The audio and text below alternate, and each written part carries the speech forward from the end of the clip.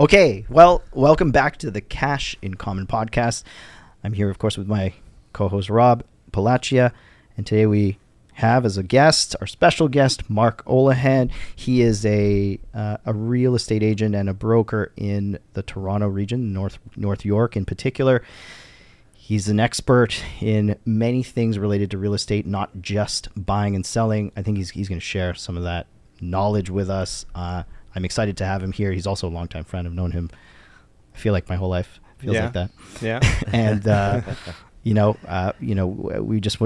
of course want him to be here to pick his brain about what he thinks about real estate. We'll talk a little bit about the market. But first, I'd like to welcome Mark. Thank you. I'm hoping Mark could just start us off by giving us some insight on how he got into the game, why he's doing it, what's it like to be a broker? Tell us a little bit about it. I got roped in, is the long story short, but it's a family business that I joined. So my father and my mother had a brokerage as long as I know it, and he made it through the late 80s and had all that fun, right? I went and did a business degree at Laurier, and I thought I was going to go into a financial world. I did some co-ops and some fun stuff like that. But right out of the university, my father had helped some clients rent a bunch of commercial space. He says, I need you to do one job, one reno job. And then that was 16,000 square feet of commercial office space that I renovated in 3 months. Small. It was extremely stressful when you're right out of university and telling 50-year-old men what to do. Right? So you managed the whole thing, eh? Yeah. Wow. And it was incredible. Yeah. Like just the amount of stress. But from there, I did where our office is now and where the TD Bank was, and a lot of other commercial jobs and construction jobs. And I got a sense of the family business, and I decided to get my license and join. And I'm really happy where I am now. And so now we have a brokerage that's 11 or 12 members strong, with 6 agents, five support staff, and we're full-fledged shop. That's I actually didn't know about the 16,000 square feet situation there. That's pretty cool. Oh yeah, that's a way to learn. Did you? That's sure. Like throw me into the. Oh well, no, pool. When I was a teenager, my dad would have me on the end of a jackhammer for 2 weeks, or demoing homes or painting or doing all these things. Your dad's like a pretty handy guy too. Oh yeah. Right. In the 80s and 90s, he had crews of guys, and he was doing a lot of flip renos in Rosedale, Moore Park, Young Lawrence, and that was before the government had their hand out everywhere, and all the regulations and tearing on warranties and so on. So he would just run around with cash. He'd literally run down to the bank on a Friday afternoon, and he'd reserve cash, and then he'd pay all his trades, and he had 3 or 4 plumbers and 5, just go down the list for everything that needs to be done, right? But the game's changed a lot. So you were managing a crew of what size? When I was working? When you first did that? There was a lot of sub-trade management. So when I picked up a hammer, he'd remind me, you're not there to do that. You're there to organize everyone, right? Right. Which is a really big lesson for any business, right? Like focus on what your role is, right? But I had 3 general, at one point we had to dig out the basement. I hired 20 guys, and it was like a show of Survivor. I said, I need to dig out everyone. I literally put an ad in the paper. I think pays $15 an hour. Everyone was can't be afraid of a shovel, right? And I told them, I said, I need help for a week or 2 until this is done, and then after that I'll hire 3 general laborers. And it turned into this little Survivor thing where there's all these dynamics and guys who knew they weren't going to make the cut. Anyway, but yeah, crazy. So lots of experience with, and you have to be nimble for what type of project it is, right? So how extensive is the work? But mostly relationships with your electricians, your plumbers, your drywall guys, your framers, all that. So that's what you're saying about not working in the business but on the bit. It's tricky. Yeah, right? It's a tricky balance because at some point, I'm sure your dad even, you were working in the business, but also on it at the same time. Yeah. So Did So you? then that- Wasn't so- that like because like you're saying you're doing jackhammering beforehand? Well, that was before when I was a kid, like Yeah, like, I remember. like I a me- yeah. teenager. Yeah. I know you from Right. when you were teenager. I remember that. So I definitely got an experience for construction, and I love it. Like when I'm showing a condo and there's a view over a building that's getting built, I get distracted. And I'm just watching all the guys. I'm wondering who's doing what. I'm trying to figure out what's happening. When are they going to finish? So you have a big passion for that, eh? Oh yeah, That's good. yeah. Do you like taking on clients that are looking to buy and build? Is Yes. that something? Yeah, and that's something where I can kind of offer ideally more than another realtor, where I can. They often people that are builders, they can see, they have the vision. They see trees, they see lots, they see setbacks, they see all the things that you have to see if you're going to build, for example, right? But with people who are getting into it, we can kind of provide that advice that's needed at that moment, right? Because like every house is going to have its own challenges, obviously, right? Yeah. So yeah. they may not be able to see it. So at a often time. I go to someone's home and it's been their home for 50 years, for example, and they're saying, "How do I maximize the value?" And I say, "Well, that tree, you could manipulate its lifespan a little bit better, and that'd be helpful, right?" Like, and because sometimes there's a tree right in the way of where you would want to build, for example, right? Right. And builders will just pass over a piece of property that requires a challenge, like that. You can't get past that. You can't build. You can't do anything. No. Yeah, and some right? houses are obviously clearly going to be bought up to be built on. Totally. Right? So and sellers don't understand that lot sold for that. I want that. Like, well, yours is just a no. Right? Yeah. So. But trees are interesting though. Like, 'cause there's Yeah, a lot in the of city, rules. there's lots of bylaws. There's, and that's why builders just avoid them, generally speaking, right? Yeah. But there, you got to take care of your property too. Like if you have a tree that's approaching 30 centimeters at a meter high, you should think about whether or not you want that tree to be part of your lot or not, because that's the protected size, for example. So below that, Yeah, it's interesting. You're just cutting weeds. Shrub. above that, you're going down a different road. Yeah. So as a realtor, then you kind of need pretty broad knowledge. Yeah, Or at I least- get into the weeds, as you Like, can I tell. mean- I can You get have a lot of literally. knowledge, but that Yeah. most realtors don't have. But I mean, I feel like maybe you have some advice there with respect to how realtors should go about acquiring this knowledge. Like, It's when all- you get in the game, probably Yeah. you just you write the exam, whatever, blah blah blah. You can sell a house, but do you really know about property? Can you really Well, educate? my advice to a buyer? realtor is just figure out what you want to do, and then just go deep on that, and be able to provide that knowledge. So if you want to help builders, run around creating relationships with those builders, and do your homework on the local zoning and understanding what opportunities present.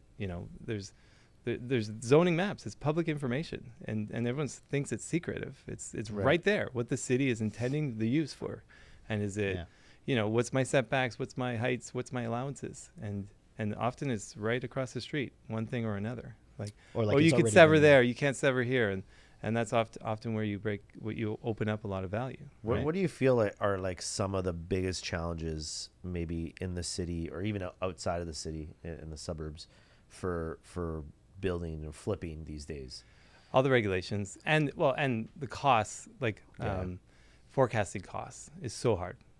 Like a 2x4 went from $3 to $13 or $12, depending on over $10, right? Right. Which is incredible. So you figured out it'll cost me this much to build this house, and then you go to build it, and it's 3 times as much to frame on your hard costs, right? Right.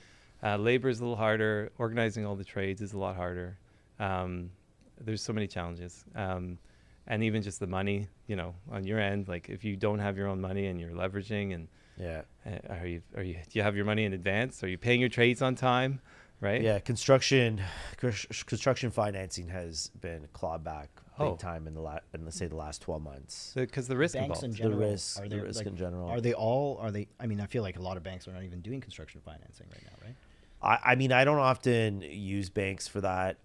If it's a pretty straightforward situation, like if you want to live there, there's a couple credit unions in Ontario that are really good. Yeah. Really good, right? They'll take on the client from day one, evaluate the property, and they'll lend based on the after renovation value. They're actually quite great. What makes up a big portion of construction financing these days is private lending, but mix specifically. So those mortgage income corps, like they're big on that, and they're good. They're good at what they do. They'll get creative to help people out, blanket multiple properties. Like they'll do things that institutional lenders often won't do. Yeah. But MIC is in the private world, though, right? If that's yeah, I mean, basically, it's a conglomerate of private investors.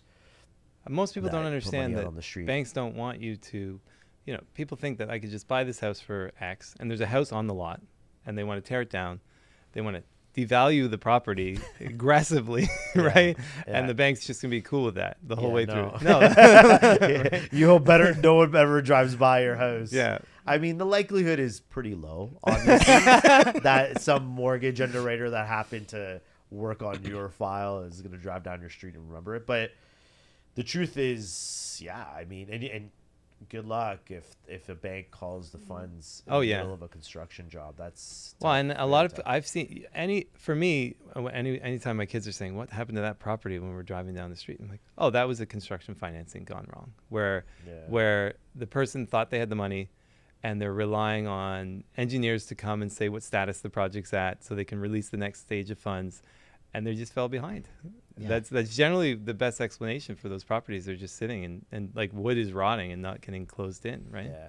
So that's the challenge. That you're saying one of the challenges.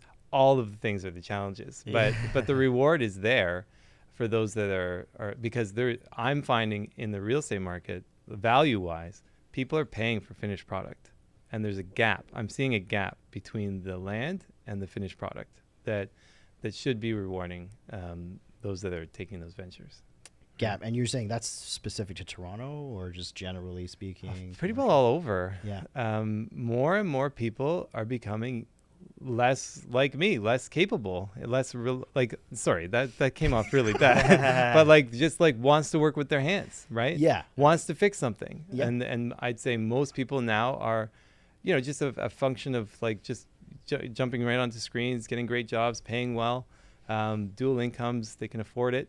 Let's just get on with it. I'll sign the mortgage and get it done, versus buy that old house, coordinate the reno, all the stress involved and all the funds needed and all of that. And even a function of being able to afford it. A lot of people don't have the cash to pull off the buy the old thing and build and figure it out. Yeah. Right. Well, it's not just as simple as just lining up the financing. You also don't know. You have to have the risk tolerance. Correct. I think the market Correct. really, if you could time the market well, which is always difficult to do, but the truth is when you're buying at a time, for example, like right now, right, prices are deflated, and you're expecting things to move forward or upward in time when rates come down. Well, that's great. So like you think to yourself, okay, well, I'll buy at a discount now. We live with what we got. And then as the mortgage comes down and we see some appreciation, financing's cheaper, your property's gone up in value. The challenge is That's you probably can't. the time to take some cash out and then do the reno. It's hard to rely on all of those assumptions. Of course it is, yeah. To take that Well, it's leap been a of wake-up faith, call as of right? recently. Oh, for sure. It doesn't go up forever, right? For sure. I think everyone now is got a whiff of that reality. Is there like a stabilizing though now of like Yes. construction costs? Like, so I mean, building. Oh yeah, building costs. Everything. Both the real estate market feels to me like it's firming back up. It's coming back around Toronto specifically, and the values of all that inflationary kind of changes that COVID did for, your 2x4 costs or all of those things has become a little bit more stable. Okay. At a higher level though. So Sure. what used to be one thing is no longer the case. So it costs more to build. It just costs more. Yeah. And like you're paying your trades more, you're paying your suppliers more, everything. And then interest rates are sort of reflecting that, right? They're higher at a stable level than they were pre-COVID, also during COVID. Well, during COVID they were really low, I guess. But it's sort of an indication. I don't know. It seems like an indication of a stabilizing of the economy. I don't know what you're seeing on the buy-sell side there. Are you seeing On the buy side, are there a lot this year? There's a lack of supply. Still that's still the case. Huh? So that Toronto lack of supply, multiple offer scenario is back full-fledged. And I had a client that was considering offering on a property this morning that was land that was ravine lot, perfect, and they decided not to. That's fine, but it ended up getting 6-7 offers. Oh, That's wow. crazy. So we're back in that world. So they wouldn't have been the I've seen buyers that as well, you know. with the people Yeah. I'm working with. Yeah, it's crazy. I mean, I feel like there's just so much appetite, and there's never enough homes. So when you have a market that we're in now, where there's no incentive to sell your house, right? I mean, it's a down market. really. Most people are landlocked, or they're landlocked. currently locked into a mortgage that they don't want to touch until it renews, right? Yeah, it's so true. So That's me. You're just in this situation. Potentially right now. Yeah. Yeah, and so I mean, and that's just it. So it's just shoring up supply to the point where, now it's turned into a seller's market.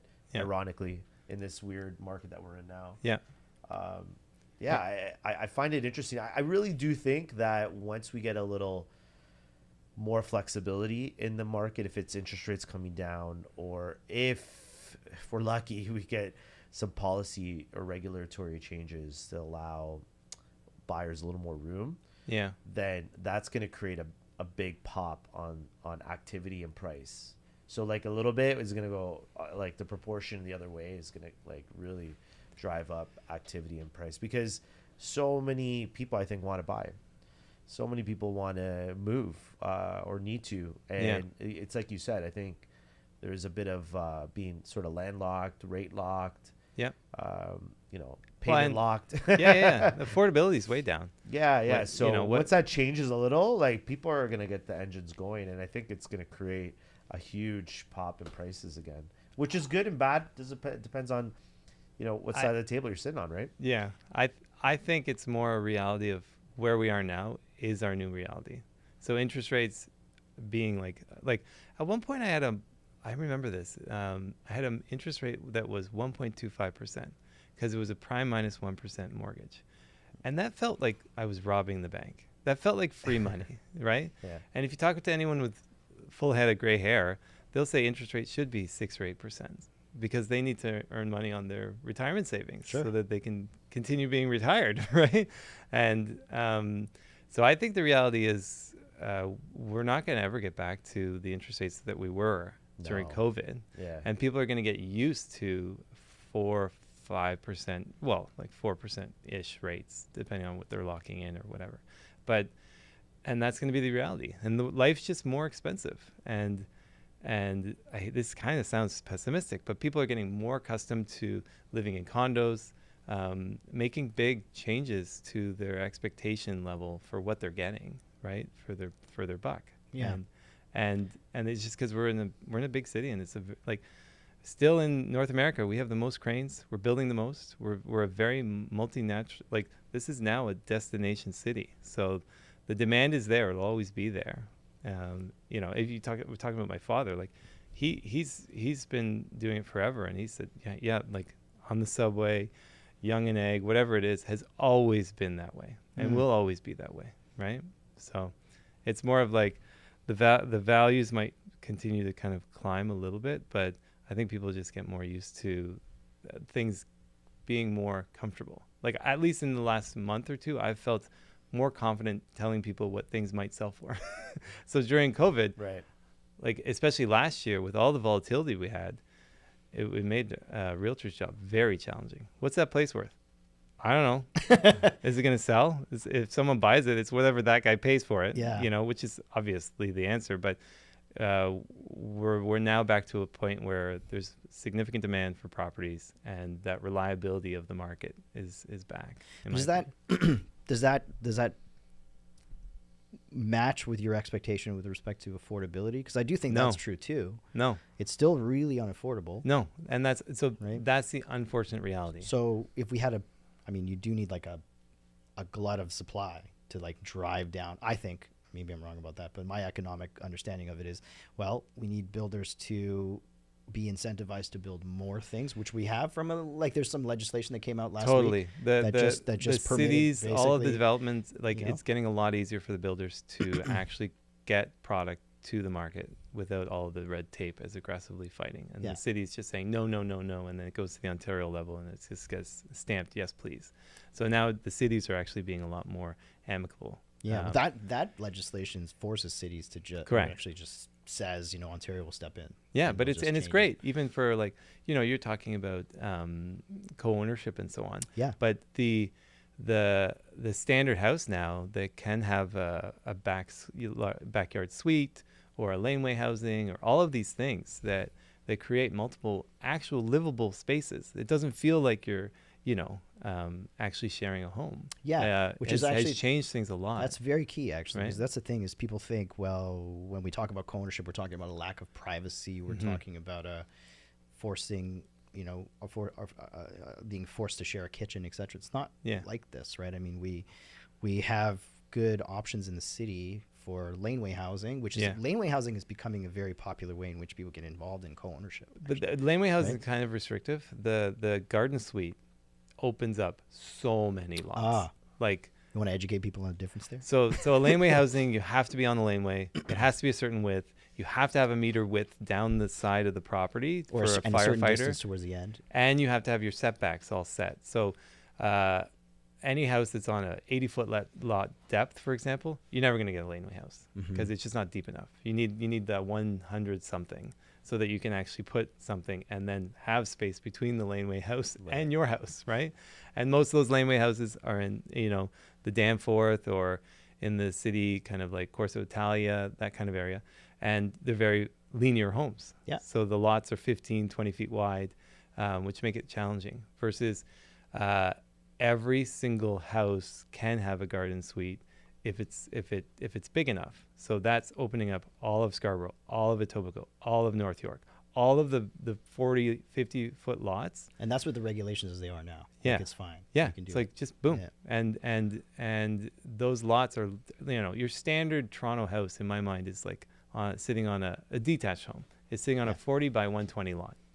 You could easily put a garden suite on that. That's great space. And the downtown. The secret sauce is the corner property. Right. Because then you actually feel like you have a separate access, right? That's true.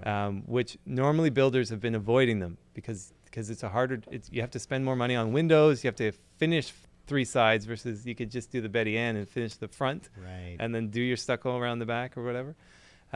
But now there's an appetite for those corner lots because then you can really do that. But even like, so for me to build a slab on grade, so no basement, garden suite, it just unlocks so much space. What do you think 500 square feet in a garden space would cost? You would build maybe 1,000 feet, like depending on the lot size, right? But 400 depends on how you could do it really cheap if you wanted to. Like if you're using vinyl floors and like you can go. You know, you could go really cheap. And why wouldn't you? If it's going to be the teenagers or the grandparents, or because that's a lot of what's happening with these garden suites. You're combining households and you know, or if it's a rental, for example, and that works really well too. Code, right? Like that's to code. Yeah.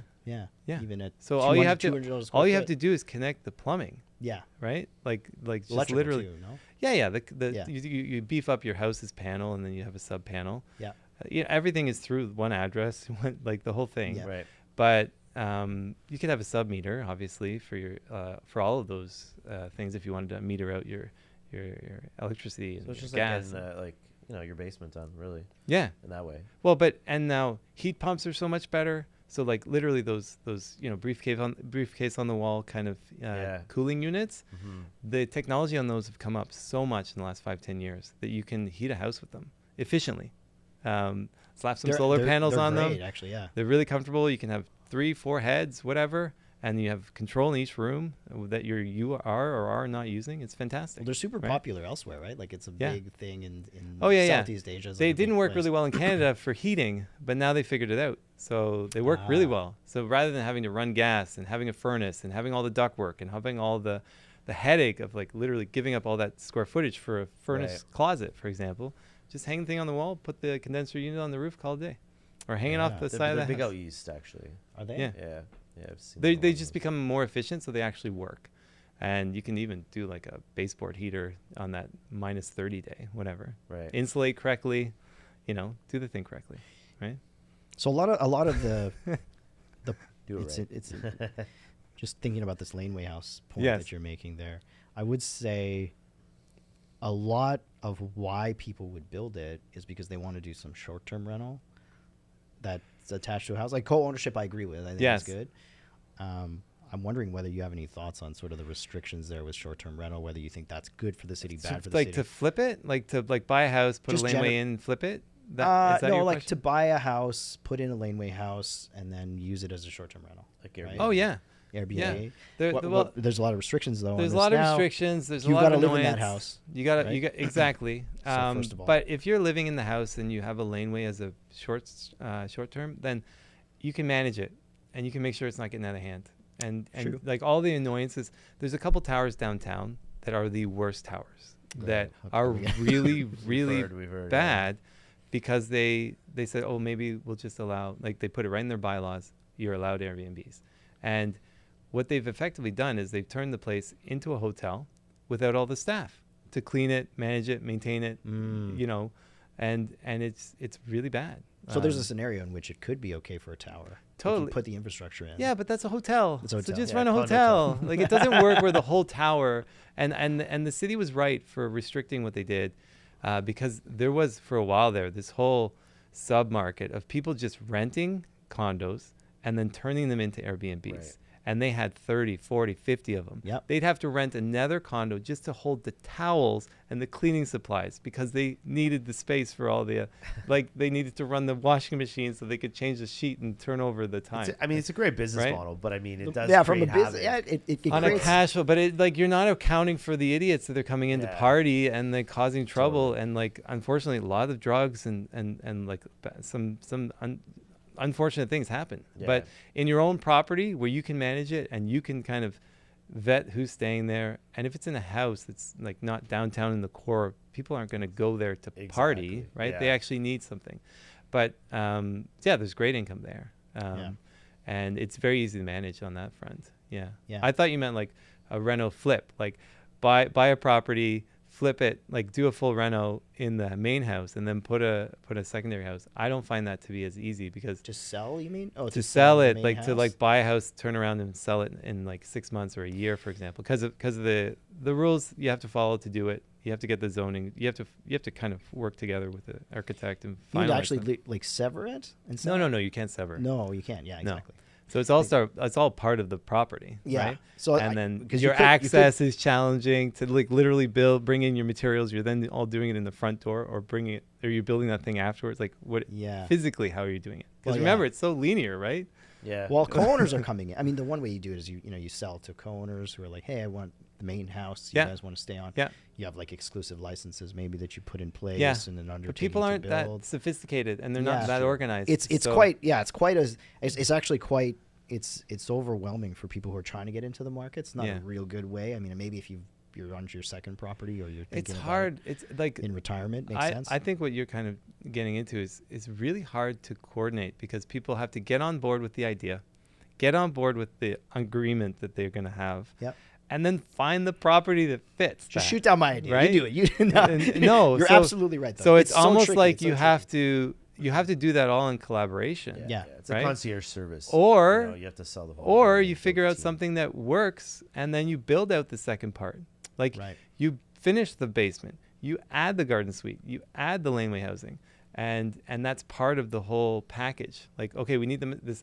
Maybe we'll sign up for a big mortgage so that we have the cash to pay for that other thing, right? Right. Yeah. Which once is it's the most closed, likely scenario, right? right? For sure. Yeah. Yeah. And then that works really well for tapping that open. Or maybe someone owns something and rather than thinking they have to, the classic love it or list it, just love it. Just add value to what you got. And then Yeah. if you need the cash, bring on a co-owner and figure it out. But thinking about that, I feel like just before we started the podcast, we were talking about using cash for that purpose versus using it for other elements that are more effective. A lot people probably shouldn't jump to that conclusion. You should just use your equity right away, right? There's Oh, yeah. considerations, right? But I feel, it makes a lot of sense. I feel it would be it's a lot more easy. It's a lot more valuable to sell a property with a laneway house or a garden suite in it. Yeah. right? Well, so it depends. Depends. Yeah. Oh, okay. On a resale value, I can see the reasoning for not, because you might feel like you're trading dollars and you're trading time Yeah. and all of that, right? And sometimes if it's a really chic spot, people don't want. Don't want that. Yeah. Like if it's a certain price level, I don't want a neighbor. Right. I want my car there. Like I don't want Right, this. yeah. I don't want this headache, right? Mm-hmm. But I think that's like we're talking about the Toronto market, and I honestly think that's going to become more of the reality. You know, Just the as more the general population density increases. will need the help from some sort of basement or garden suite or whatever to be able to afford that address. Right. That is a concession already on size and space, right?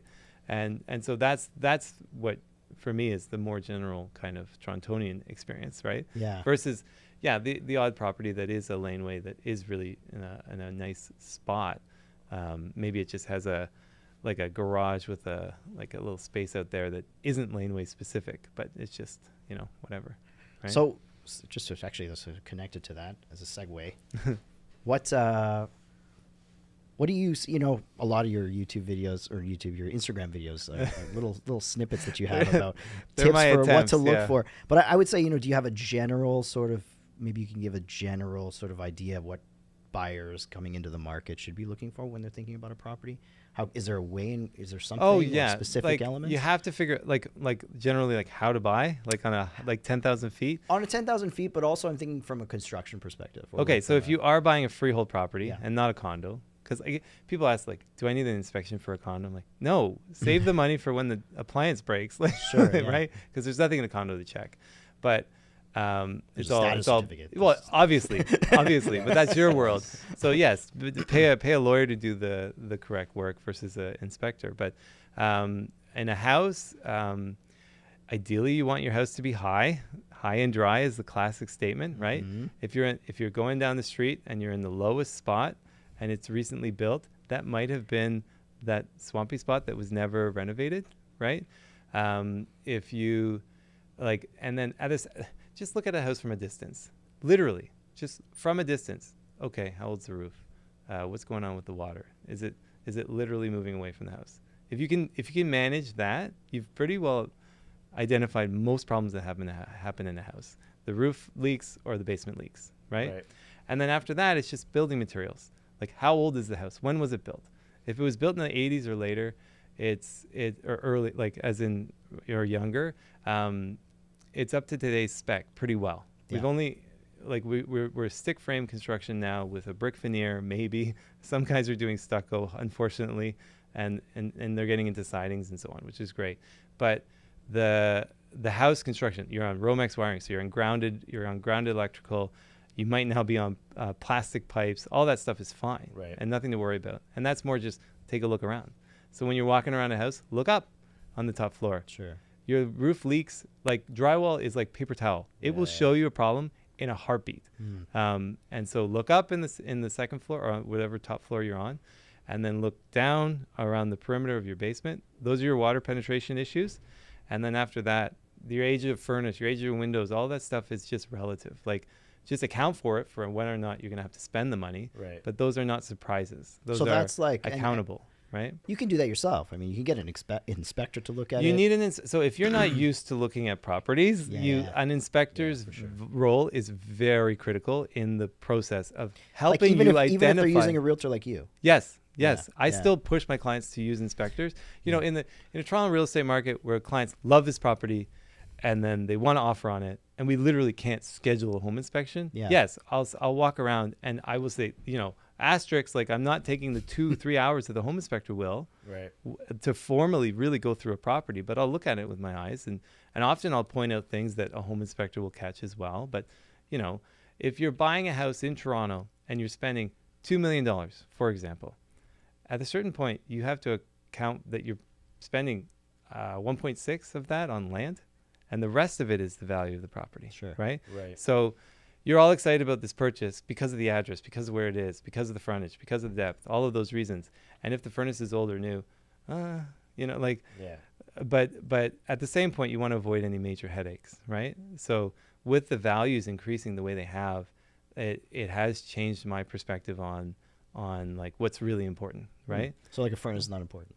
It isn't. Because the furnace, no, You seriously, can get Yeah. a replaced so furnace easily. is like, True. There's a lot of obsession about that. I'll tell think you. of a furnace But as yeah, like, I would cut, there is. right? Like it's oh, like, it's incredible. Like, well, okay, I'll two caveats. If the furnace is up against an outside wall, you're done. It's easy because you have your HVAC to it, and if the house didn't get a massive reno where they didn't do the ductwork correctly to the new space, then if it's just a regular house, like a subdivision house that was built correctly by then yeah, like flipping out a furnace is a 1-day job, and it's like $4, $5, $6, $7 if you got the AC as well, right?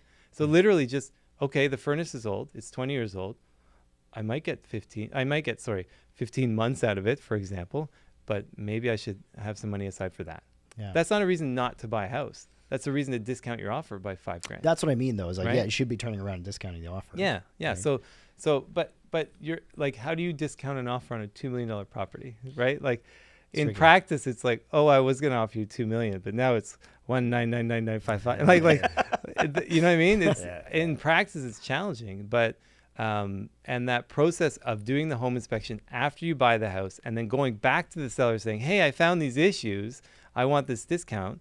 Also doesn't really apply as well, right? Yeah, there's lots of reasons why that doesn't work. It doesn't apply because you're negotiating in bad faith. You should have been For able sure. to see everything. The seller should have been kind of being more transparent. So normally that's only the case if a good inspector will always save the attic for last because there's surprises in the attic. There could be mold. There could be vermiculite, which is the asbestos riddled insulation. Yeah. And so, yeah, that's kind of the surprises. But if your basement leaks, you could buy a house one day and it could leak a week later. Very possible. And it's really unfortunate that's just the reality of the world. Like a bunch of friends of mine literally called me Wet Basement Oulahen because I helped them buy houses.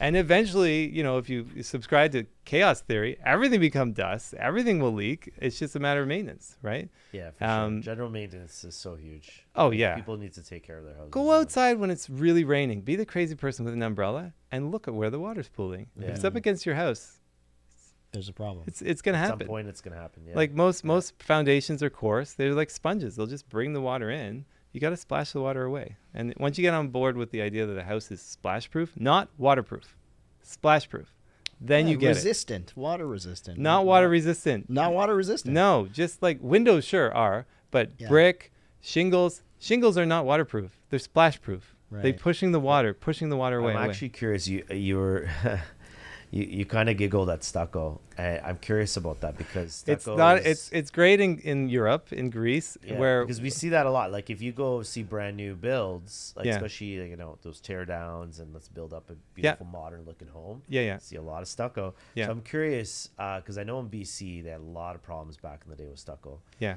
I'm just curious, what's your take on it here? Well, in okay, Toronto? the seasons. So every time you get a wet, saturated product that then freezes and then thaws and then freezes and thaws, you're going to have issues. So you have to make sure your stucco never gets wet, first of all. Like if there's driving rain against it or whatever, or if it's underneath, the worst is if it's underneath a roof and, a downspout's disconnecting and then you get that wonderful staining all the way down. And then your ledges that get a little bit, just stucco shows everything that's happened. You can't power wash it. You got to be really careful if you're going to, because you could take the top layer away, right? So the weathering of it, a good stucco job lasts 20 years. A good one. That's it. An average one might be 10. So then if you're buying a property with stucco, you have to put aside enough money to totally redo your stucco job, which is it's not like a repaint. They have to go over and patch it and repair it and then kind of reparge it and then paint it. Right? I'm just trying to imagine where I'm seeing stucco these days. It's not Everywhere. Oh, you see everywhere. Especially like on the Everywhere. ceiling, but like. Yeah. So when I'm like representing exterior, I'm representing buyers, exterior, I'm exterior, anti-stucco. But if I'm representing sellers, it's an acceptable exterior finish, right? Do you know what I mean? Yeah, I mean, but it is. I mean, people are using it. Yes. Like, It's and like I standard. said, So Yeah. you don't. So You if see it you're a lot in so redone it's homes, common in bump outs. Like if you have a house and you take advantage of the exterior extra square footage you're allowed to gain, that's in a bump out. So and how are you going to hold up brick? You're going to have to then engineer steel to hold that brick, right? So I'll just put stucco on it. But I much prefer the very cool siding that's getting put out. Like the hardy boards and the paneling and like the aluminums that aluminum paneling. Yeah. Oh yeah, that'll last way longer. Yeah. Right. Yeah. So yeah, if you really want to piss someone off, like one hammer and a stucco, like you could just ruin a house in a heartbeat. Like, do you know what I mean? Like I'll take note of that. Yeah, I'll keep track of that. Like, no, it's just, it's totally not, it's not brick. It's not strong. Right, it's not. right. So, and it costs, call it 20, 30, 40% less than brick at the time you go to do it. It still costs a fair amount to do it. Except and brick especially can last for 100 years, right? Yeah, brick. You might have to remortar it. You might have to, fix like some settling or whatever. But it's easy. Yeah. Okay, let's shift gears away. I'm from sorry. I'll always end up. You go down. I think it's construction. really It interesting. is. I'm like, whoa, that's like. I mean, there's a lot about construction there that again, you're sort of bringing a practical element. I mean, I've never really heard a realtor talk about it like that actually, because people get really caught up. So just sort of to sort of bring the conversation back to what we were going to talk about, which is how we all work together. By the time it comes to me, a lot of times, a buyer will be like, well, it was a 15-year-old furnace, so I don't know. We don't think that this is fair. As an example, very common circumstance, right? Yeah. Or it's not fair. Like we should have not paid that. Like, is there a way in which we can sort of deal with that now? How do we get a new furnace? So first of all, dealing with it when you get to me is a problem, right? But I wonder whether, what is it that you see with respect to working with teams where you work? I think it's important people understand. Yeah. Realtors, most people, lawyers, and brokers work together on the transaction for the benefit of the client, and hopefully we can, hopefully there isn't a conflict in the middle of all of that that's isolates any of the parties. Yeah. And I don't know if you want to sort of shed light on how that's helpful for a transaction. So for me, for a high level, let's follow the process of a buyer, because the seller's easy. Yeah. Seller sells their property. They call their mortgage broker and say, what's my penalty? And you give them the tough news, whatever it is. Yeah. Thanks a lot. And then they call their lawyer, and then the deal marches towards closing, and that's it. Pretty well, right? On the buy side is where you need a lot more collaboration. So a buyer will initially either talk to a realtor, and the realtor will quickly tell them to call a mortgage broker if they need a mortgage. Could you imagine saying that? Right? But most people, need a mortgage. So get pre-qualified. Just an initial chat, like a quick look. This is what you can afford, that kind of level. Don't start shopping rates. Don't aggressively beat up your mortgage broker at that time, because they can't give you any info, because they don't have anything to work with, right? Yeah. So have that initial discussion, figure out what you're looking for. And then at the time that you're evaluating property, depending on what it is, you need a relationship with a lawyer, because you might be buying a condominium. So if you're buying a condominium, you want to have a lawyer handy to review a status certificate. Often we're very successful helping people buy condos on a firm basis, meaning they figured out their money and they figured out the condo docs, and they've had a lawyer review it in advance to an offer date on a condo. Mm-hmm. And they can say, here, this is a guaranteed purchase. That's not if I'm cool with my money or if my lawyer says the building's okay, right? Yeah. And so if that's a team that's working together, then great. But generally speaking, often the lawyer is hey, you got to pick a lawyer. Say I help someone buy a property on the weekend that's within their budget, that I didn't let them overspend on. So then you're comfortable that it's within their budget and it's not going to get appraised for too less and you're not going to have a headache, right? Then they normally ask me for referrals for lawyers, or they have a lawyer they have in mind, and they connect with the lawyer when they have an agreement purchase sale. Right. I sometimes feel that might be a little bit late, depending on the realtor, how competent they are, what deal they're putting together. Because in my mind, the realtor puts the deal together. So they draft the documents, they put all the clauses in there. No, they're not lawyers, but it's fine. And they're not lawyers, so they're using the standard pre-printed forms that we pay our association to pay lawyers to make it so dummy-proof that all we have to put it in is the purchase price, the closing date, who the buyer is, and what's the property. And often that's even challenging for some realtors to figure out correctly, like identifying the property the way it's should if be, you're new to that game, I mean, now you're just working off of templates. It's sort of like the first thing they tell you in law school is never just work off a boilerplate. Oh yeah, like work off a boilerplate to help you draft the actual term or the draft draft whatever. Like, Yeah. but you Give me never. inspiration. Yeah, you just don't build a contract based on. And then boilerplate, right? most agents have their standard Schedule A, which is like pay the balance. I've seen deals that didn't have the pay the balance clause, and it's like, are you kidding me? Right? like the most important that clause. was an assumption. Like, That was an assumption. right? or and then you get into your ones that you're looking for. Yeah. And what's the rep warranties for? Is the furnace going to be in good working order, or is it as is? Right? Yeah. That kind of thing. Do they have visits? Do all of these things that people don't really appreciate until they're there, until they've had practice in that world, right? Yeah. So you're asking me what a realtor should do? A realtor should create a relationship with a lawyer and ask them for their Schedule A, and have a lawyer come into their shop and give them an education for why this is what it is. That's such a good idea. There are 10 clauses that they're always relying on. They don't really appreciate the difference between good working, normal working order, or all these types of things. Or they just assume they have a visit when they don't have a visit. Like all these things, right? But generally speaking, on a high level, the realtor puts the deal together, and then they flip it to the lawyer and the broker, the mortgage broker, to make it happen. Yeah. So your deal is only as good as the one that the realtor put together, because that's all that the lawyer has access to. Right? Yeah, it's also all you can rely on as a lawyer, right? Now So we've got to carry out terms. If there's more collaboration, yeah. then it allows everyone to do their job better. That's And- right. and it allows- I'll second on that, because honestly, when we try to work with clients, we try to make a very collaborative process, because the truth is, we'll underwrite everything, so that I really want to deliver firm data, so like these people are going to make some concrete decisions with the realtor. Yeah. And we know how the marketplace is. Like, You mean you'll underwrite it before? Yeah, it for goes to the sure. I bank? want to know everything right up front, right? I want, and we'll assess things so that, hey, listen, like if we need an alternate lender, you're gonna know from the day one before entering into a negotiation, but way ahead of time, because that was the plan, right?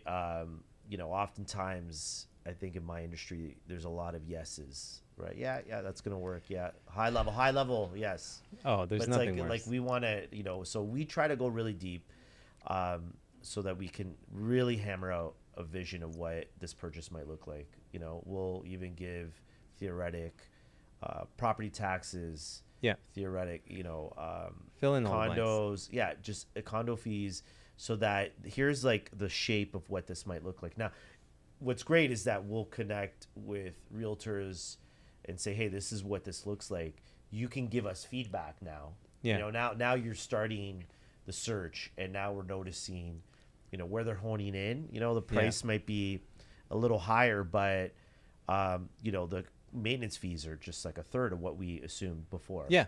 So all of a sudden, like the deal's still working. Like, can we make this? So there's this conversation that happens, I think, that makes life a lot easier for clients, because that line of communication will just streamline the flow of what you're looking for. And then offers that are being made, we understand offers need to be firm. We get it. Like, at the end of the day, we want them to be based on some concrete info. There's nothing worse. Like, I get not a lot of guessing. Then thereafter, what are we doing? Right now, you're just trying to, solve problems that could have been just simply avoided. Right? Yeah. Well, on that point of lines of communication, I mean, I feel like when I see a deal, I'm really looking at. I mean, again, I'm looking at standard clauses. Yeah. With respect to, let's say, broom swept condition as an example, right? Like. In broom swept condition, okay, that's a very broad That clause. means the listing agent has to go there and sweep it. Sure, yeah, that's right, Mark. Get over there. But the point is that, like, I really think, I get a backstory from a realtor that I wouldn't normally have access to, because I can't tell what the property was like, what kind of condition really did you sign up for, and what do we really have what do we have as leverage for negotiation? I can't know that leverage really. Yeah. Even though it's in a contract, it's in an agreement, we really don't have the picture. You need of the what's going on. nitty-gritties. Can only get that really from a realtor. Yeah. Right. Sometimes from the broker, depending on the financial circumstances, because sometimes that happens too. Yeah. Where things are touchy, and I'm like, why didn't we get instructed? Yeah, what's going on? So, but like, Like it's a huge part of the deal. Yeah. So if you're working with, generally speaking, you have to work. You don't have to work with a realtor, but you have to work with a lawyer and a mortgage broker, and the more confident ones you work with, the better your journey will be. Absolutely. And if they have a relation, you don't have to use their guys. You don't have to, you don't have to use like Damn it, Mark. I'm careful. You know what I mean? Yeah. No, I hear you. But you just have to make sure that they'll be collaborating, that they can work together. So if they know of each other, it'll be better than if they don't. But it's not to say you couldn't often get it done. it doesn't matter. You can get it done. Like often a deal that if I help a buyer, it's well within their affordability. They go back to you, they shop rates, they decide, fixed versus variable. That's the hot topic today, and then they figure that out, and then they go to you a couple days before closing. They bring their big savings check, they put it in their trust account, the mortgage funds, everything's good. They're asking me, when am I going to get the keys? When are we getting the keys? And that's like easy breezy, right. 95% of the deals. Exactly. Right. And those ones are the ones where you don't really appreciate the smooth, like everything working well. Because right? everyone's a professional. Because everyone's done their job. Adapting, right? All you need is someone to help someone get pre-approved that didn't really do the job thoroughly. Yeah. Tell them, you can afford that, for example, and find out later, wait, something you're self-employed. We can't use that full income, whatever the issue is, right? I didn't check your credit, actually. Like, you have this little surprise, and if I was told, if they were told the classic, yes, you're good, that means sometimes people really take that like to the bank almost, and they tell me, I can afford it, and I'm scratching my head saying, right? It's worth really clarifying that so you're not misstepping, right? But the relationship really does matter. It's tremendous, because when it goes off the rails, if it does, like not when, if, which is very, very rare, but if it does, that's when your team matters the most. For sure. You need a direct line in to people, right? And it's the best way to clean things up. So I always say, if you're going to pick a lawyer, for example, make sure they have claws, because like they're nice, professional, good, but ready to fight for you because that's what's needed, like that day of, right? Yeah. Ready to sternly kind of communicate your position fairly, and also able to express and explain to you what's realistic, right? Because there's nothing worse than a lawyer that over promises and underachieves, for example. And that's the problem, is because it's 90% of the game is easy not breezy. that. Yeah. But the reality is, you need to be able to, when the time calls for it, you've got to fight back. You've got to have. Yeah. You got to know. And that's the other thing is that's where the knowledge as a real estate lawyer comes in too. So I've had clients who call around and get the cheapest rate. Oh. I know. And I really feel sorry for the real estate lawyers in that realm, because it's a cutthroat business and it's so rate based, which is unfortunate for law, for a lawyer, for the person that's most educated around us, right? that should get anyway. But I've had to coach clients on how to talk to their lawyers that they hired because they were the cheapest one online. And they're getting totally underserviced. And you get, I will say this, you always get what you pay for as far as a real estate lawyer. Oh, yeah. Because I've done, same thing, right? I've been on the other end of that call, and I'm like, well, where's the lawyer? What's happening here? And they're like, they haven't got back to me. They told me to fill in this questionnaire. That was it. And I'm like, no. Like, you have to have an ability to be in touch with these people. I mean, this is your professional. But it's like you're talking. We're talking earlier. You're going to go on a big journey, like a big hike. You're not going to buy shoes from Walmart, right? Yeah, exactly. Why would you save that $50 on shoes? Like, why? Very well put. Very important. You know what I mean? No, it's I'd like to. I'm not a Walmart lawyer. That's all I'm just. But what I would say is, there's no way to run a practice. There's no way to properly run. It's important people understand this. There's no way for a real estate lawyer to run a practice by really undercharging and to run that practice properly. No, because there's no way in which they could handle that volume. Yeah.